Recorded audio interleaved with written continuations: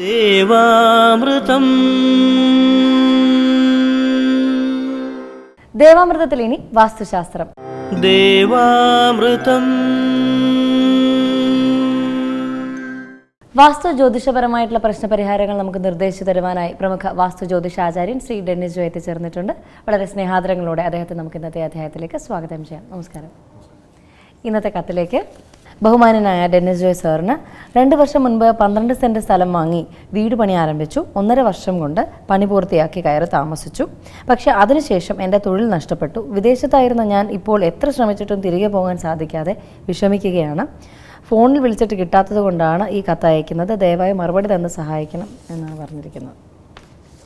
ഈ ഒരു വസ്തുവിൻ്റെ പ്ലാൻ എടുക്കുന്ന സമയത്ത് നമ്മൾ പല എപ്പിസോഡിലും പറഞ്ഞിട്ടുണ്ട്. കാരണം നോർത്ത് ഈസ്റ്റ് പോർഷനിൽ നമുക്ക് ടോയ്ലറ്റോ അല്ലെങ്കിൽ സെപ്റ്റി ടാങ്ക് കാര്യങ്ങളൊന്നും വരാൻ പാടില്ല എന്ന് പറഞ്ഞിട്ടുണ്ട്. അപ്പോൾ ഇതിൻ്റെ നോർത്ത് ഈസ്റ്റ് പോർഷനിലായിട്ട് ഇവർക്ക് ഒരു ടോയ്ലറ്റ് കൊടുത്തിട്ടുണ്ട്. കാരണം വെച്ചാൽ ഭൂമി കറങ്ങുന്ന കിഴക്കുടക്ക് ഭാഗത്തോട് ചരിഞ്ഞായതുകൊണ്ട് ഈ വീടിൻ്റെ അകത്ത് കടന്നു വരുന്ന ആ ഒരു ഊർജ്ജം മൊത്തം നെഗറ്റീവ് ഊർജ്ജമായിരിക്കും. കാരണം ടോയ്ലറ്റ് നോർത്ത് ഈസ്റ്റ് ഭാഗത്ത് വരുമ്പോൾ അത് തന്നെയല്ല, അവിടെ സെപ്റ്റി ടാങ്ക് കൂടെ വന്നു കഴിയുമ്പോൾ ഇതിനകത്തോട്ട് ഈ നെഗറ്റീവ് ഊർജ്ജം കടന്നു വരുമ്പോൾ ഈ വീട്ടിൽ താമസിക്കുന്ന പല ആൾക്കാർക്കും ചിലപ്പോൾ ഈ ക്യാൻസർ പോലത്തെ അസുഖങ്ങളോ അല്ലെങ്കിൽ ശരീരത്തിൽ മുഴകളൊക്കെ ഉണ്ടാകാനുള്ള സാധ്യത വളരെയധികം കൂടുതലാണ്. അപ്പോൾ ഇവർക്ക് ചെയ്യാൻ പറ്റുന്ന വെച്ചാൽ ഈ നോർത്ത് ഈസ്റ്റ് ഭാഗത്തുള്ള ടോയ്ലറ്റ് പൂർണ്ണമായിട്ട് ഇവർ ഉപയോഗിക്കാതിരിക്കുക എന്നുള്ളതാണ്. കാരണം വെച്ചാൽ അതിൻ്റെ അത് കുളിക്കുകയോ അല്ലെങ്കിൽ അതിൻ്റെ അകത്തുള്ള ക്ലോസറ്റൊക്കെ മാറ്റിയിട്ട് അത് വൃത്തിയായിട്ട് സൂക്ഷിക്കുകയാണെങ്കിൽ അതുമായിട്ട് ബന്ധപ്പെട്ടുള്ള ദോഷങ്ങൾ മാറിക്കിട്ടും. പക്ഷേ നോർത്ത് ഈസ്റ്റ് ഭാഗത്തുള്ള സെപ്റ്റി ടാങ്ക് അത് പൂർണ്ണമായിട്ട് ആ ഒരു ഭാഗത്തു നിന്ന് മാറ്റുന്നതാണ് ഏറ്റവും നല്ലത്. കാരണം ഇവർക്ക് ചെയ്യാനൊരു എളുപ്പമെന്ന് വെച്ചാൽ കോമ്പൗണ്ടിന് പുറത്താക്കുകയാണെന്നുണ്ടെങ്കിൽ മതിൽ കെട്ടി അതിനെ കോമ്പൗണ്ടിന് പുറത്താക്കുകയാണെന്നുണ്ടെങ്കിൽ അത് സേഫാണ്.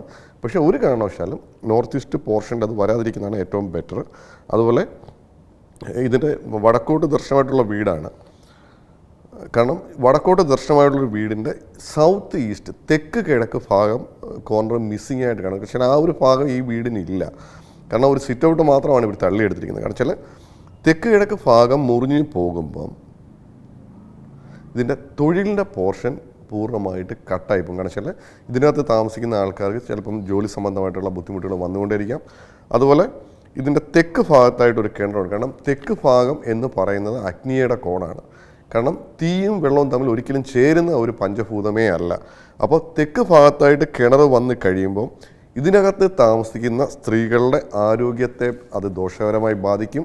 അത് തന്നെയല്ല, ഫയർ എന്ന് പറയുന്നത് സമ്പത്തിൻ്റെ ഒരു സിമ്പിളും കൂടാണ്. കാരണം വെച്ചാൽ അഗ്നിയുടെ ഭാഗത്ത് ഇത്രയും വലിയൊരു കിണർ അത്രയും വലിയൊരു ക്വാണ്ടിറ്റിയിൽ വെള്ളം കെട്ടിക്കിടക്കുമ്പം ആ വീട്ടിൽ താമസിക്കുന്ന ആൾക്കാരുടെ സാമ്പത്തിക നിലയെ അത് മോശമായി ബാധിക്കാം. കാരണം വെച്ചാൽ നല്ല സാമ്പത്തികമുള്ള സമയത്തായിരിക്കും ചിലപ്പോൾ ഈ ഒരു വീട്ടിൽ ഇവർ വീട് വെച്ച് താമസിക്കുന്നത്. പക്ഷേ അധികം കാലം കഴിയുന്നതിന് മുമ്പ് ഇവർക്ക് സാമ്പത്തികപരമായിട്ടുള്ള ഏതെങ്കിലും രീതിയിലുള്ള ബുദ്ധിമുട്ടുകളൊക്കെ വന്നിട്ട് ഉണ്ടായിരിക്കുന്ന വസ്തുക്കളൊക്കെ ചിലപ്പം ഡിസ്പോസ് ചെയ്യേണ്ടതായിട്ട് വരാം. അതുപോലെ സാമ്പത്തികപരമായിട്ട് ഒരിക്കലും ഇവർക്ക് സ്റ്റഡി ആയിട്ട് പോകാൻ പറ്റില്ല. താഴോട്ട് വരുന്നതല്ലാതെ ഒരിക്കലും ഒരു പ്രോഗ്രസ് ഇവർക്ക് ഉണ്ടാവുകയില്ല. അതേപോലെ അത്യാവശ്യമായിട്ട് തെക്ക് ഭാഗത്തെ കിണർ ഇവരൊരു മതിൽ കെട്ടി പുറത്താക്കുക. മതിലെന്ന് പറയുമ്പോൾ വലിയ മതിലൊന്നും വേണമെന്നില്ല. ഭൂമിക്കടിയിലോട്ട് ഒരു ബേസിക് ഫൗണ്ടേഷൻ കൊടുത്താൽ മതി. പക്ഷേ ഭൂമിക്കടിയിലെ എനർജി കട്ടാവാൻ വേണ്ടി 1.5 അടി താഴ്ച 1.5 അടി വീതിയിൽ ബേസിക് ഫൗണ്ടേഷൻ കൊടുത്ത് അതിനെ പുറത്താക്കിയാൽ ആ ഒരു വിഷയങ്ങൾ പൂർണ്ണമായിട്ടും മാറിക്കിട്ടും. അതുപോലെ ഈ വസ്തുവിൻ്റെ നമ്മൾ എടുക്കുന്ന സമയത്ത് വസ്തുവിൻ്റെ തെക്ക് ഭാഗം കിഴക്ക് ദിക്കിലേക്ക് നീണ്ടിരിക്കുന്നതായിട്ട് കാണുന്നുണ്ട്. നമ്മളെപ്പോഴും പറയുന്നതാണ് ഒരു വീട് വെക്കുന്ന വസ്തു അതിന് 4 മൂലകൾ മാത്രമേ വരാൻ പാടുള്ളൂ എന്ന്. കാരണം വെച്ചാൽ ഇതിൻ്റെ തെക്ക് ഭാഗം കിഴക്ക് ദിക്കിലേക്ക് നീണ്ടിരിക്കുമ്പം ഇതിനകത്ത് താമസിക്കുന്ന ഗ്രഹനാഥൻ ഈ പറഞ്ഞ പോലെ കാശ് വന്നും പോയും ഒക്കെ നിൽക്കും. പക്ഷേ ഒരു സ്റ്റെബിലിറ്റി ഉണ്ടാവില്ല. കാരണം വെച്ചാൽ സ്ഥിരമായിട്ടൊരു ഇൻകം സേവ് ചെയ്യാനോ അല്ലെങ്കിൽ സ്ഥിരമായിട്ടൊരു വരുമാനം ഉണ്ടാകാനുള്ള സാധ്യത കുറവാണ്. അതുപോലെ ഇതിൽ താമസിക്കുന്ന പുരുഷന്മാർക്ക് അസുഖങ്ങളൊക്കെ ഉണ്ടാകാനുള്ള സാധ്യത കൂടുതലാണ്. അപ്പം കിഴക്ക് ദിക്കിലേക്ക് നീണ്ടിരിക്കുന്ന തെക്ക് ഭാഗവും ഭൂമിക്കടിയിൽ കൂടി ഒരു ബേസിക് ഫൗണ്ടേഷൻ കെട്ടി സ്ക്വയർ ചെയ്താൽ അതുമായിട്ട് ബന്ധപ്പെട്ടുള്ള വിഷയങ്ങൾ പൂർണ്ണമായിട്ട് മാറിക്കിട്ടും. അതുപോലെ നമ്മൾ വീടിൻ്റെ വെളിയിൽ നമ്മൾ ചുറ്റളവ് നോക്കുമ്പം അതേപോലെ വീടിനകത്തുള്ള മുറിയുടെയും കിച്ചൻ്റെയും അളവുകൾ നമ്മൾ കൃത്യമാണോ എന്ന് നമ്മൾ നോക്കണം. എങ്കിലേ നമുക്കൊരു വാസ്തു ചെയ്യുന്നതുകൊണ്ടുള്ള കൂടുതൽ ഗുണഫലങ്ങൾ നമുക്ക് കിട്ടുകയുള്ളൂ. കാരണം ഇതിൻ്റെ വെളിയിലുള്ള ചുറ്റളവെല്ലാം കറക്റ്റാണ്. പക്ഷേ വീടിനകത്തുള്ള കിച്ചൻ്റെയും ബെഡ്റൂമിൻ്റെയും അളവ് ഇതിൻ്റെ അകത്ത് തെറ്റാണ്. അതുപോലെ മെയിൻ ഡോറിൻ്റെ സ്ഥാനം തെറ്റാണ്. അതുപോലെ ഇതിൻ്റെ മുറിയുടെ അളവ് ഒരു 30 സെൻറ്റിമീറ്റർ ഇവർക്ക് കൂട്ടിയെടുക്കുകയാണെന്നുണ്ടെങ്കിൽ അത് കൃത്യമായിട്ടുള്ള ചുറ്റളവിലേക്ക് മാറും. കാരണം വെച്ചാൽ എന്നെ പല ആൾക്കാരും പിടിച്ച് ചോദിക്കുന്നത്, കാരണം വെച്ചാൽ നമ്മളൊരു അലമാരിയൊക്കെ വെച്ചിട്ട് പൈസ വെക്കുന്ന സ്ഥാനമുണ്ട്, പക്ഷേ അതിനകത്ത് പൈസ വെച്ചിട്ട് നിൽക്കുന്നില്ല എന്ന് പറഞ്ഞ് ചോദിക്കാറുണ്ട്. കാരണം ചില വീടുകളിലെ സ്ഥലവുമായിട്ട് ബന്ധപ്പെട്ട് എന്തെങ്കിലും ദോഷം ഉണ്ടെന്നുണ്ടെങ്കിൽ ചിലപ്പോൾ ഈ പറഞ്ഞ പോലെ നമുക്ക് എത്ര പൈസ കിട്ടിയാലും നമുക്ക് നിൽക്കില്ല. ചിലപ്പോൾ മാസം നല്ല ഇൻകം ഉള്ള വ്യക്തികളാണെങ്കിൽ പോലും അവർക്ക് ചിലപ്പം ബാങ്ക് ബാലൻസ് വളരെ സീറോ ആയിരിക്കും. ഏതെങ്കിലും രീതിയിൽ ചിലപ്പോൾ ചിലവുകളും കാര്യങ്ങളൊക്കെ വന്നു പോകാം. അപ്പം ഈ ഒരു മുറിയുടെ അളവെടുക്കുമ്പോൾ ശരിക്കും ഇത് മരണച്ചുറ്റി നിൽക്കുന്ന മുറിയാണ്. ഇതിൻ്റെ അകത്ത് നമ്മൾ പൈസ വെച്ചാലോ നമുക്ക് എത്ര പൈസ വെച്ചാലും നമുക്ക് ഇതിനകത്ത് ചിലവായി പോകുന്ന അവസ്ഥയിലേക്ക് പോകാം. അതുപോലെ ബെഡ്റൂമിൻ്റെ ചുറ്റളവ് കൂടെ 30 സെൻറ്റിമീറ്റർ കൂട്ടിയെടുക്കുകയാണെങ്കിൽ നല്ലതാണ്. ഇനി അത് ചെയ്യാൻ പറ്റുന്നില്ല എന്നുണ്ടെങ്കിൽ ഏതെങ്കിലും ഫെങ്ഷു ചെയ്യുന്ന ആൾക്കാരെ വിളിച്ചിട്ട് പഞ്ചഭൂതങ്ങളെ കൃത്യമായിട്ടുള്ള ദിശയിൽ വെച്ച് അതിനെ എനർജൈസ് ചെയ്യുവാണെങ്കിൽ ഇതുമായിട്ട് ബന്ധപ്പെട്ടുള്ള ദോഷങ്ങൾ ഒരു 70% പൂർണ്ണമായിട്ടും മാറിക്കിട്ടുകയും ചെയ്യും. അണ്ടർഗ്രൗണ്ട് ഫ്ലോറിൽ അതൊരു ഫ്ലോറായി വരാറുണ്ട്, ചിലപ്പം കാർ പാർക്കിംഗ് അണ്ടർഗ്രൗണ്ട് അങ്ങനെ വരാറുണ്ട്. ഇത്തരം അവസ്ഥകളിലെ വാസ്തുവിൻ്റെ എഫക്റ്റ് എന്താണ്?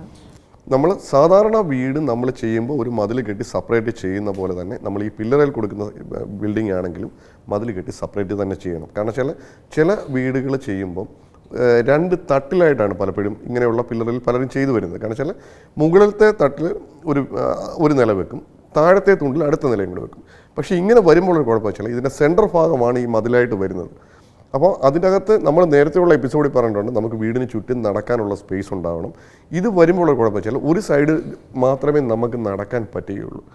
പക്ഷേ ഈ കാര്യങ്ങൾ നമ്മൾ ഇനിയും ഒരു വീട് ചെയ്യുന്നതിന് മുമ്പേ നമ്മൾ പ്ലാൻ ചെയ്യുകയാണെങ്കിൽ വാസ്തുവിൻ്റെ ഒരു മാക്സിമം അതിനകത്ത് ചെയ്യാൻ പറ്റുന്ന കാര്യങ്ങൾ നമ്മൾ ചെയ്യുക. ഇനി ഒരു വിധത്തിലും നമുക്ക് പറ്റുന്നില്ല എന്നുണ്ടെങ്കിൽ ഫെങ്ഷുയി പ്രകാരം ഈ പറഞ്ഞ പോലെ നമ്മളൊരു ഫ്ലാറ്റൊക്കെ നമ്മൾ ചെയ്യുന്ന പോലെ ചില എലമെൻസുകൾ വെച്ചിട്ട് റിഫ്ലക്റ്റ് ചെയ്യിച്ചിട്ടോ അല്ലെങ്കിൽ പഞ്ചഭൂതങ്ങളെ കൃത്യമായിട്ട് യൂസ് ചെയ്തിട്ട് എനർജൈസ് ചെയ്തിട്ട് നമുക്ക് ചെയ്യാൻ പറ്റും. അപ്പോൾ ഈ പറഞ്ഞ പോലെ നിലവിൽ പണിഞ്ഞു പോയി എന്ന് വെച്ചിട്ട് ടെൻഷൻ അടിക്കേണ്ട കാര്യങ്ങളില്ല. പണിഞ്ഞു പോയിട്ടുണ്ടെങ്കിൽ അതിനകത്ത് ഫെങ്ഷുയി പ്രകാരം ചെയ്യുക.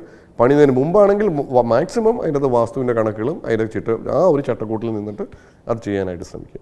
വാസ്തുശാസ്ത്രത്തിൻ്റെ ഇന്നത്തെ അധ്യായം ഇവിടെ പൂർണ്ണമാവുകയാണ്. വാസ്തു ജ്യോതിഷപരമായിട്ടുള്ള പ്രശ്നപരിഹാരങ്ങൾ വാസ്തു ജ്യോതിഷാചാര്യൻ ശ്രീ ഡെന്നിസ് ജോയിൽ നിന്ന് അറിയാൻ ആഗ്രഹിക്കുന്നവർ താഴെ കാണുന്ന നമ്പറിൽ അദ്ദേഹത്തെ കോൺടാക്ട് ചെയ്യാവുന്നതാണ്. പ്രശ്നപരിഹാരങ്ങൾ സ്വായത്തമാക്കാവുന്നതാണ്. ദേവാമൃതം